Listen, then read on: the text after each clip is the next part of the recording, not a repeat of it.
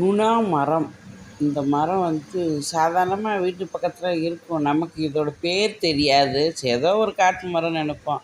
இந்த நுணா மரத்து பூவை பிடுங்கி சாமிக்கு வைக்கலாம். நீங்கள் தூங்குகிற ரூமில் வச்சுருந்தீங்கன்னா இந்த பூவோட வாசனைக்கு தூக்கம் நல்லா வரும்.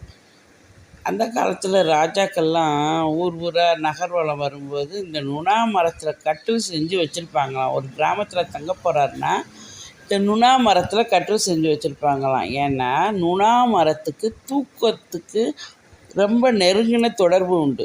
நுணா மரத்து கட்டிலில் தூங்கினா நல்லா தூக்கம் வருமா. அதனால் யாராவது உங்களுக்கு புதுசாக கட்டில் செய்ய போகிறீங்கன்னா நுணா மரம் கிடச்சா அந்த மரத்தில் கட்டில் செய்யுங்க, தூக்கம் நல்லா வரும்.